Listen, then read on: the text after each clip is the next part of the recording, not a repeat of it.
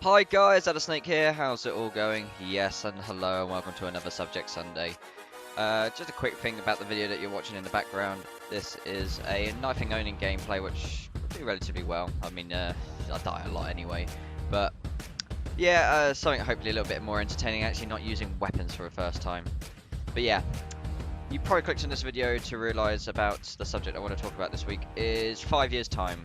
So, kind of really thinking what's going to happen in about 2021 and just kind of like the changes of what I'd probably expect to do with my life and what differences may occur necessarily in doing so. The subject kind of came about that I only just recently had my annual sales conference with the company I work for, and they like to sort of dictate really kind of what their plans and ideas are kind of for the next coming year.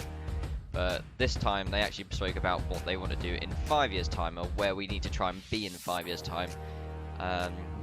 They're more sort of a planning and need to know where they need to try and be, but this is kind of more of a personal side. 5 years, I mean, that's a long time away. I mean, considering that it's going to be 2021 in 5 years time. It'll be interesting to actually come back on this video and just see really what has changed if I watch it in 2021. But what does that mean for me? I'll be celebrating my 27th birthday that year, and I honestly couldn't even give you the slightest idea of necessarily what's going to happen or what is likely to happen in 2021. But what I'd probably like to try and push myself to try and get to in that time frame, I mean, with the money I'm saving up at the moment, I mean, traveling is definitely something I would like to possibly go down the route of. But that's probably going to make it a little bit more difficult this time. That a lot of my friends who probably are doing uni at the moment, they're probably going to be out and going straight into work, where I'm already in that work phase where I've saved up a bit of money that I could probably still have that opportunity to take advantage of that free time if I wanted to.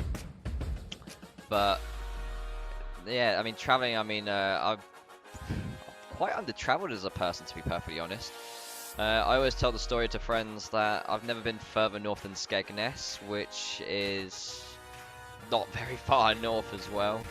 So in regards to the United Kingdom, I haven't been further west on this island than, what was it, Somerset.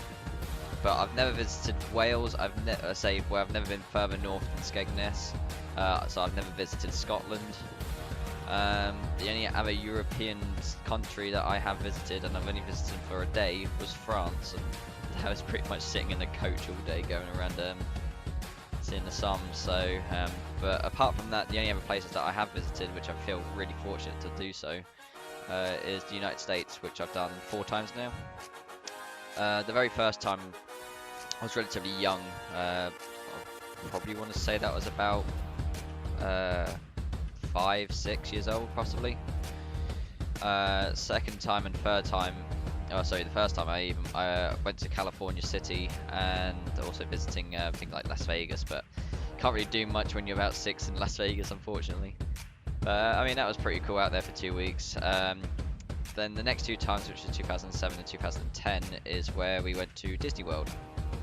So that's Orlando, Florida, and those are probably considered the best holidays I've ever had. And then the 4th time, which I say only recently, it's 2 years ago now, that I actually visited Los Angeles, where I did college with my media studies, which we did more of the Hollywood side of things, but that kind of tied in together with the gaming students doing E3 as well. But I mean, that was only for 5 days or so, and apart from that, very under-traveled. So I mean, definitely something on the bucket list to do more traveling. I mean, I kind of have a certain affinity with the United States that I'd like to go back there, especially sort of like California, being more Los Angeles side of things, just to see really what that city, I mean, it's such a vast city for what it can offer.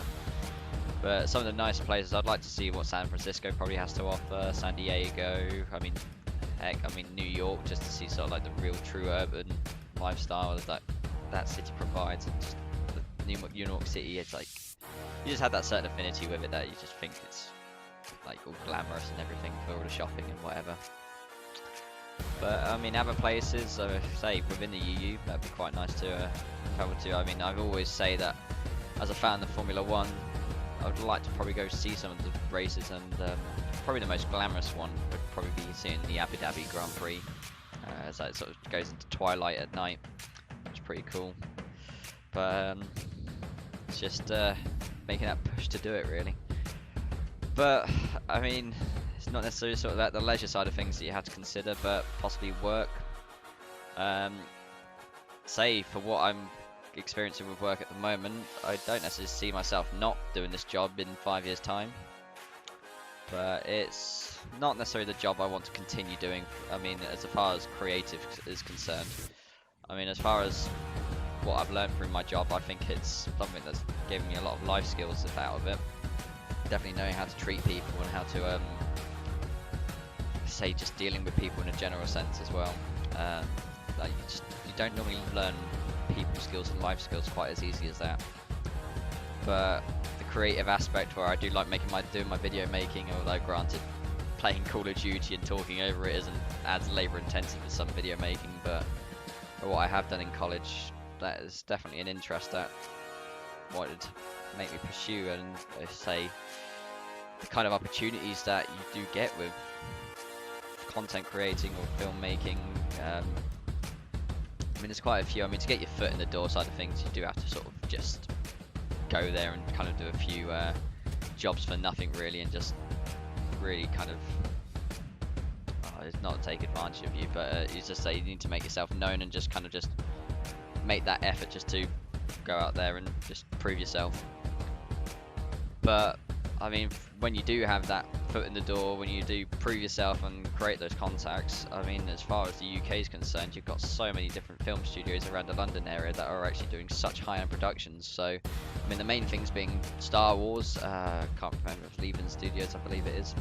I could be completely wrong with that. But Star Wars and James Bond are locally shot in the UK, apart from on their own location shots. And say other film studios, I can't really think of any more off the top of my head now. I'm kind of doing this on a bit of a whim, but say other than that, I mean, in the States you've got like Hollywood, which is the home of modern sort of Western film. Again, the opportunities they kind of present out there would be interesting to see if that's something I could take advantage of. But otherwise, I mean, the hobby side of things in life. Say I could quite easily see myself sort of pursuing YouTube as a bit more of a career, just say taking my hobby and making a living out of it. Although it's something as an aim to start off with, you don't really want to pursue YouTube as a career in the first instance. You just kind of have to grow, and if it is fortunate to you, I mean, that's great. But I don't think doing it for the money in the first instance isn't necessarily the right way to go. But say I can make time for it.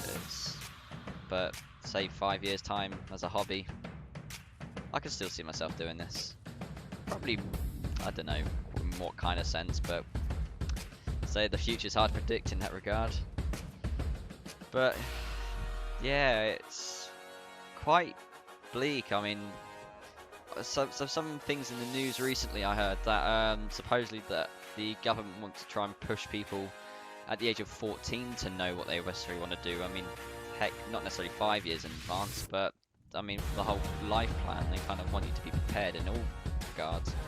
I think they said that you have to be like they want you at 14 to either choose to be more of an academic job or a more vocational job.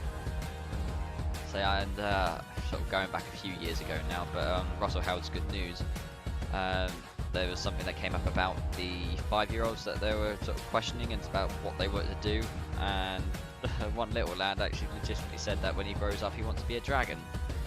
It's like, what kind of question is really to ask someone that kind of young? And I'd probably even say someone my age, really, what do you want to do? I don't think anyone